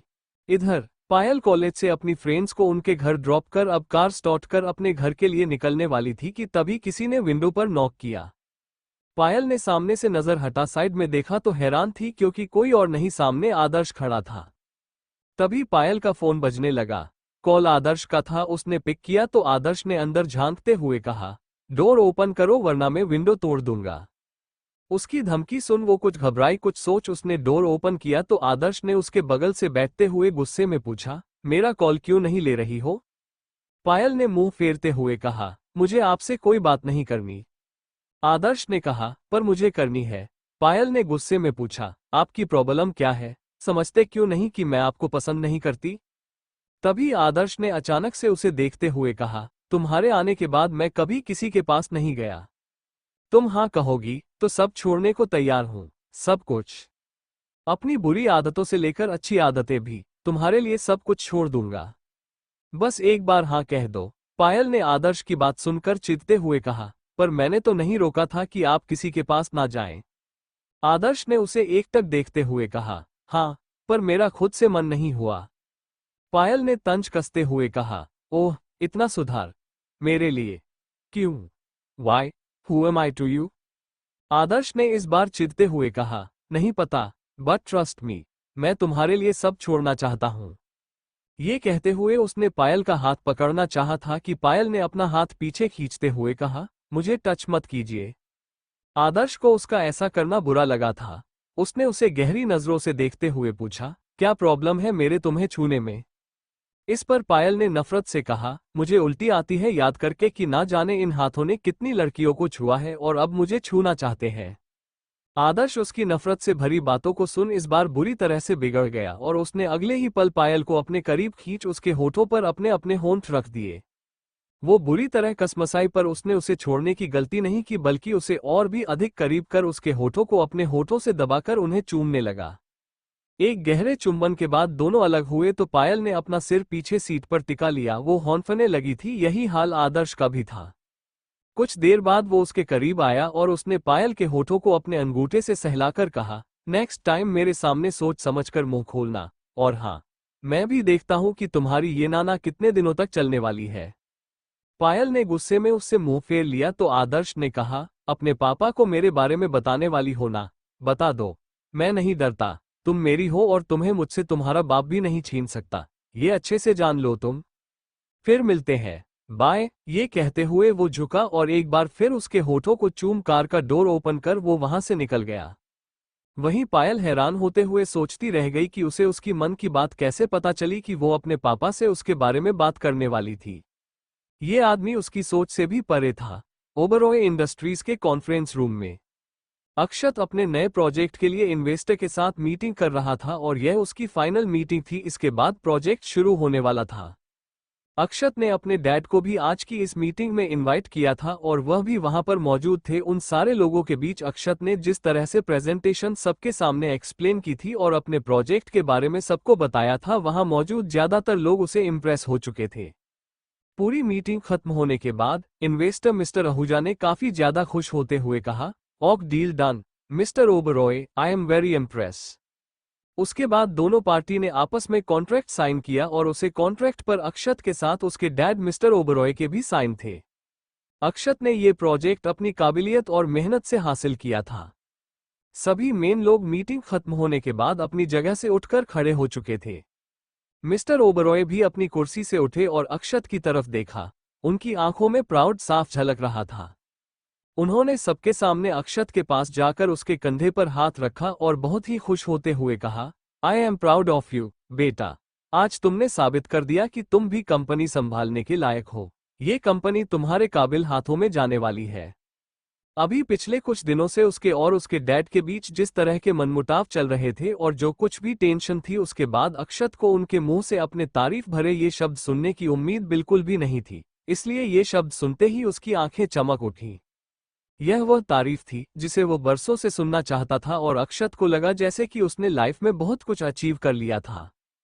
उसने हल्के से मुस्कुराते हुए सिर झुका लिया और कहा, थैंक यू डैड, ये सब आपके गाइडेंस की वजह से ही आज पॉसिबल हो पाया है और आपने मुझ पर इतना भरोसा किया, उसके लिए भी thank you so much.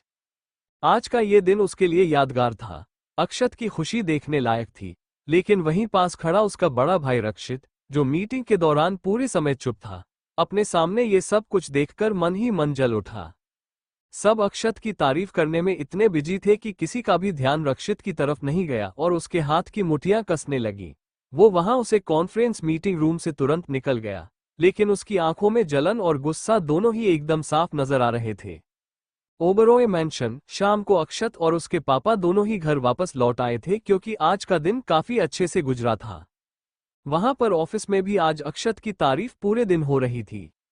Mister Oberoi घर वापस आने के बाद भी अक्षत के दादाजी और अपनी पत्नी के सामने भी उसकी तारीफ करते नहीं थक रहे थे। अभी फिलहाल घर के लिविंग एरिया में परिवार के ज्यादातर सदस्य मौजूद थे। मिस्टर ओबरॉय ने चाय का घूंट लेते हुए कहा, पापा आपको पता है, अक्षत ने हमारी आज कंपनी का नाम और ऊंचा कर दिया। मुझे खुशी है कि उसने इस बार मुझे डिसअपॉइंट नहीं किया। नव्या, जो वहीं साइड में अक्षत के साथ खड़ी हुई थी, वो भी उसकी तरफ देखकर मुस्कुरा दी। अक्षत उसे कॉल पर पहले ही पूरी बात बता चुका था और अभी घर आने के बाद उन दोनों को बात करने का मौका नहीं मिला था, लेकिन मिस्टर ओबरॉय के मुंह से उसकी तारीफ सुनकर नव्या को भी बहुत प्राउड फील हो रहा था। अक्षत ने धीरे से नव्या के कान में कहा, देखा तुम्हारा हस्बैंड कितना टैलेंटेड है, सिर्फ टॉपर आने वाले लोग ही इंटेलिजेंट नहीं होते। अक्षत ने ऐसे ही मजाक में ये बात बोली तो नव्या ने धीरे से उसके चेस्ट पर टच करते हुए उसकी तरफ देखकर मुस्कुरा दिया। वहां का माहौल काफी अच्छा था, सारे लोग ही खुश नजर आ रहे थे सिर्फ दो लोगों को छोड़कर, और वो दो लोग थे अलका और अक्षत की मॉम सुप्रिया जी। लेकिन तभी दरवाजा खुलने की हल्की सी आवाज हुई। रक्षित ने गुस्से में घर में कदम रखा। उसके हाथ में उसका लैपटॉप बैग था जिसे उसने गुस्से से जमीन पर फेंक दिया। उसकी भौहें तनी हुई थी और चेहरा एकदम लाल था। रक्षित ने घर के अंदर आते ही अक्षत की तारीफ सुनी तो उसने तेज आवाज में कहा, अब बस भी करिए डैड, ऐसा भी कोई बड़ा तीर नहीं मारा है आपके छोटे बेटे ने जो कोई और ना कर पाया हो। बस एक प्रोजेक्ट के लिए इन्वेस्टर ढूंढे हैं और उसकी फाइनल डील साइन करवाई है। ये तो मैं ना जाने कितनी बार कर चुका हूं, लेकिन आपने कभी मेरी तारीफ तो नहीं की इस तरह से। दरवाजे की तरफ से आई हुई रक्षित की आवाज सुनकर सभी चौंक गए। माहौल में अचानक सन्नाटा छा गया। अक्षत ने भी हैरानी से रक्षित की तरफ देखा। मिस्टर ओबरॉय ने गहरी सांस लेते हुए कहा, रक्षित बेटा, ऐसा नहीं है, मैं तुमसे भी उतना ही प्यार करता हूं, लेकिन अक्षत ने आज पहली बार ही कोई तारीफ के लायक काम किया है, बस इसीलिए मैं उसकी थोड़ी बहुत तारीफ कर रहा था जिससे वो आगे भी अच्छा काम करें। रक्षित के डैड मिस्टर ओबरॉय ने उसे समझाने की पूरी कोशिश की लेकिन रक्षित का गुस्सा कम नहीं हुआ। रक्षित ने तमतमाते हुए जवाब दिया, तारीफ? हाँ, हमेशा अक्षत की ही तारीफ होती है। मेरे लिए तो आपके पास कभी वक्त नहीं होता, आपको उससे ही ज्यादा प्यार है ना? अलका, जो रक्षित के गुस्से से घबरा गई थी, उसके पास गई और उसका हाथ पकड़ते हुए शांत करने की कोशिश की। अलका ने रक्षित को समझाते हुए दबी हुई आवाज में कहा, रक्षित प्लीज ऐसी बातें मत करिए। क्या कर रहे हैं आप, खुद पर थोड़ा कंट्रोल करिए। इस तरह सबके सामने गुस्सा दिखाएंगे तो फिर सबको हम पर शक हो सकता है। लेकिन रक्षित ने झटका देकर अपना हाथ छुड़ा लिया और गुस्से में बोला, मुझे फर्क नहीं पड़ता, जिसे जो समझना है वो समझे, और तुम जो मुझे चुप कर रही हो, मेरे साथ साथ तुम्हारी भी कोई अहमियत नहीं है इस घर में, इसलिए यह नाटक बंद कर दो इस घर की बड़ी बहू होने का। ये कहते हुए वो सीधा अपने कमरे की तरफ बढ़ गया। जाते जाते उसने अपना दरवाजा जोर से पटककर बंद कर लिया। रक्षित के ऐसे गुस्से में चिल्लाकर चले जाने के बाद वहां पर लिविंग एरिया में भी कुछ देर के लिए जैसे एकदम सन्नाटा छा गया। मिस्टर ओबरॉय ने गहरी सांस लेते हुए कहा, रक्षित इस वक्त गुस्से में है, हमें उसे थोड़ा वक्त देना चाहिए, वो समझ जाएगा। रक्षित की मॉम सुप्रिया और उसकी पत्नी अलका दोनों ही उसे समझाने के लिए उसके पीछे कमरे के अंदर चली गई।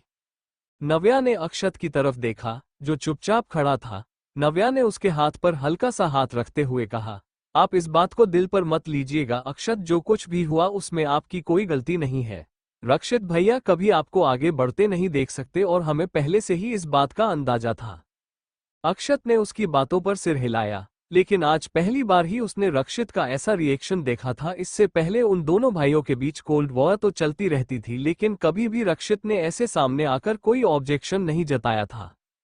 अक्षत ने अपने पापा की तरफ देखते हुए पूछा, पापा क्या सच में अपने रक्षित भैया की तारीफ नहीं की मेरी तरह, जब उन्होंने पहली बार कंपनी के लिए कोई प्रोजेक्ट डील फाइनल कार्रवाई होगी, क्या तब भी उन्हें क्रेडिट नहीं मिला था? मिस्टर ओबरॉय ने तुरंत ही सफाई देते हुए कहा, ऐसा कुछ नहीं है अक्षत, मैंने उसकी भी कई बार तारीफ की है और वह शायद उन बातों को भूल गया है, मैं उसे हमेशा ही अप्रिशिएट करता रहता हूँ। दादाजी ने एक नज़र नव्या की तरफ देखा क्योंकि वो दोनों इसके पीछे का रीजन जानते थे। रक्षित सौतेला भाई था, इस वजह से ही वो अक्षत को आगे बढ़ते नहीं देख सकता था, लेकिन अक्षत इस बात से अनजान था, इसीलिए वो ये सोचकर परेशान हो गया था। नव्या ने धीरे से अक्षत का हाथ पकड़ते हुए कहा, अक्षत चलिए थोड़ी देर रेस्ट कर लीजिए, आप काफी थक गए होंगे ना, आज कितना काम किया है आपने। नव्या नहीं चाहती थी कि अक्षत वहां पर रखकर अपने डैड से और कोई सवाल करे, क्योंकि वो अक्षत के डैड के चेहरे पर आई टेंशन भी एकदम साफ देख पा रही थी, इसलिए उसने बात बदलते हुए अक्षत से कहा और अक्षत भी चुपचाप अपने कमरे की तरफ बढ़ गया। Thank you for listening. मुझे उम्मीद है आपको ये स्टोरी पसंद आई होगी। अगर आपको पसंद आए है तो प्लीज लाइक और कमेंट करना ना भूलें और मोर स्टोरीज के लिए सब्सक्राइब करें। मिलते हैं नेक्स्ट वीडियो में।